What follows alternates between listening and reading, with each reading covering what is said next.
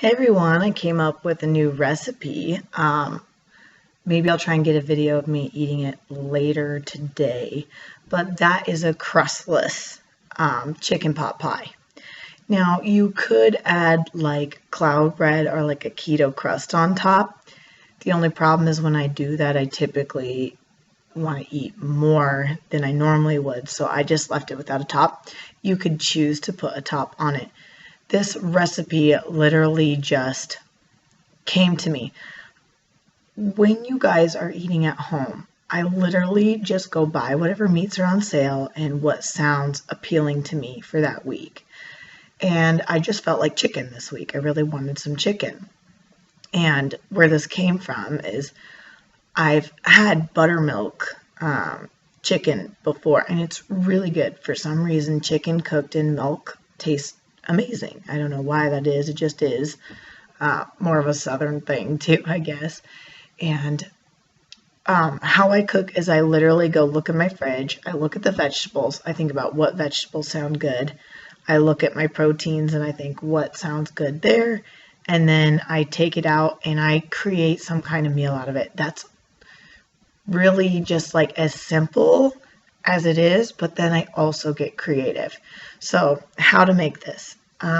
Just a tip for you guys, whenever you're combining, one pot meals are great, but there are layers of flavor. And if you want to get better flavor, a lot of people don't know this, but you actually want to saute your vegetables first before you ever combine your ingredients together, because then whenever you cook, it'll maintain that flavor.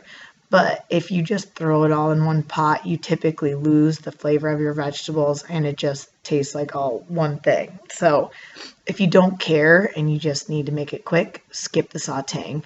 But if you really want to add more depth to whatever it is you're eating, cook it together. So first what I did is I set my oven to 375.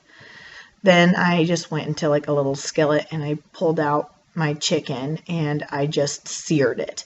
So that means if you're not much of a cooker, you just kind of want to brown the top of it. You're not cooking it all the way through. You're just browning the top. It just sears in the juices and the flavors and leaves a little extra in the pan for flavor for sauteing up your vegetables.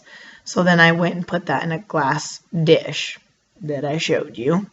Then after that, I took my vegetables and I had some fire roasted vegetables from Trader Joe's, so I just took my peppers and my mushrooms were bad. I was going to put that in there too, but peppers and onion. And I just sauteed those down, and I did add a little bit of butter to those too, just to cook up really nice. Then while those were sauteing, I did take a bunch of cream and I poured it over the top of all my chicken.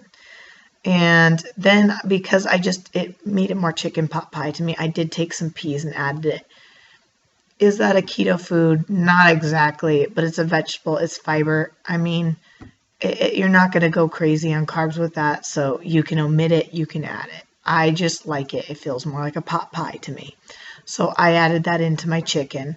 And no, I did not cut up my chicken yet. You can do that, but I decided to cook it and then I chopped up my chicken. So just easier for me personally. I didn't want to mess with the raw chicken. It's easier just to cut it when it's cooked. So I just threw that together.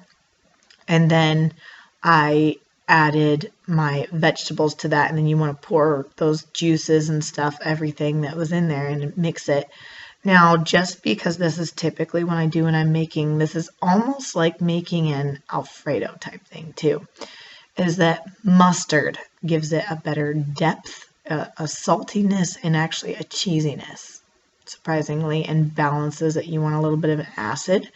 So I did about 2 tablespoons for about 5 chicken breasts.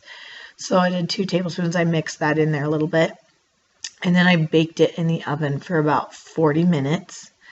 And then I pulled it out and I just mixed it up a little bit. And then I just took some slices of cheese just because that sounded good to me today.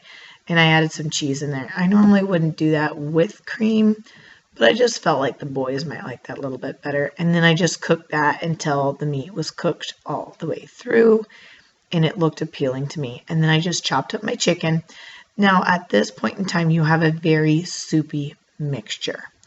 And if you like that, that's fine, but usually in chicken pot pie, you want more of a gravy. So to make it like that, you just have to add some coconut flour. And so I just added a spoonful at a time and just stirred it till I got to the consistency that I liked. And then it almost makes it more of like a gravy. So really easy. I didn't have to add starch or anything to it. And as you can see, it congealed just fine. When it's heated, it will melt up a little bit, but it's still got the consistency of chicken pot pie. And it tastes just like chicken pot pie. It's amazing. And that's as easy as it is.